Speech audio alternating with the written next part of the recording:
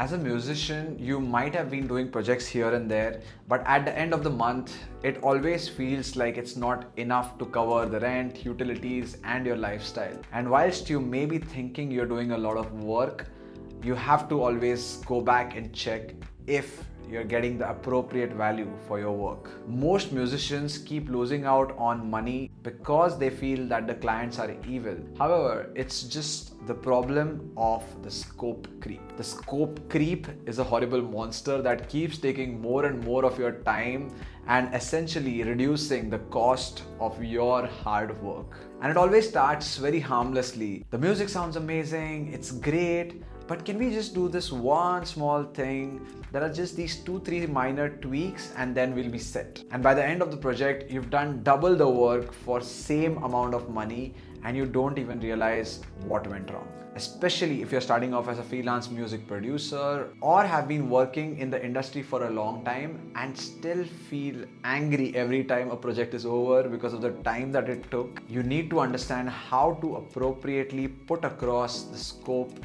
clearly so that it never ends up creeping on you. Hi, I'm Saurabh Shetty. I'm a music producer, singer and songwriter who's worked on a ton of freelance music projects and gigs as well. And the way to avoid this creep is before you sign the project or say yes to the client, make sure that you have everything discussed. So get it on paper, either on an agreement or just a rough message or email, so that later when the scope does creep in, you can show them some proof of what was decided earlier, and now that this has come in, you can charge extra for it. And I understand sometimes it might feel very formal to request for all of these deliverables and exact scope.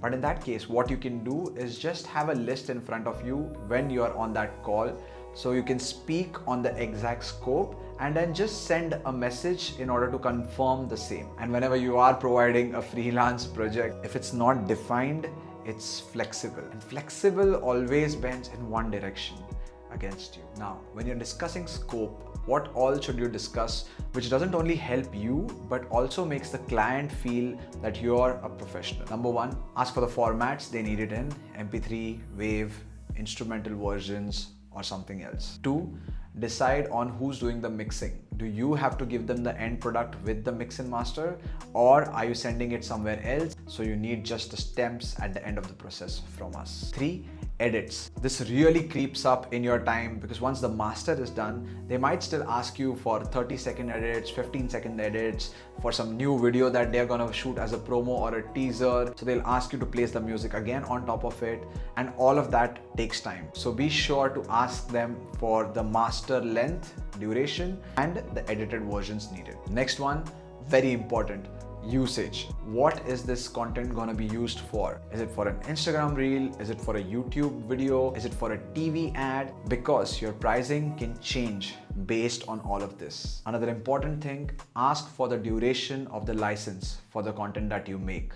If they want a 1 or 2 years contract for the music you have made, it's a different amount. But if they want a perpetual license which will last them through eternity, they have to pay a lot more than the base price. It'll be at least 3 to 4 times of the cost that you had to be given for a 2 years license. Additionally, it would be great if you told them about the number of revisions that you're gonna make.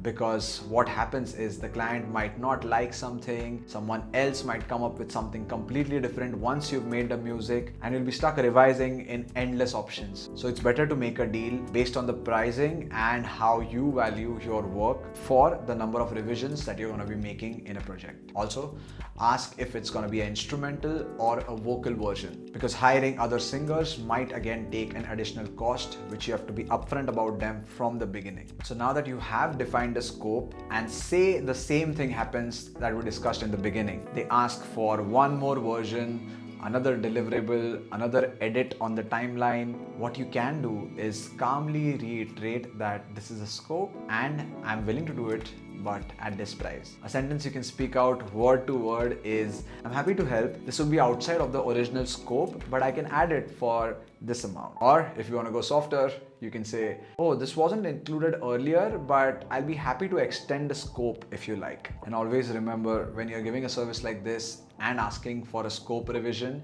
you're not being difficult. You're just being professional. If you want it, I've also added a checklist in my description. So just click on the link. You'll have your downloadable checklist, which you can keep in front of you every single time before you say yes to a project. Also, if you like the content, please like the video, share it, and subscribe so we are all in this journey together of making music sustainable as a career.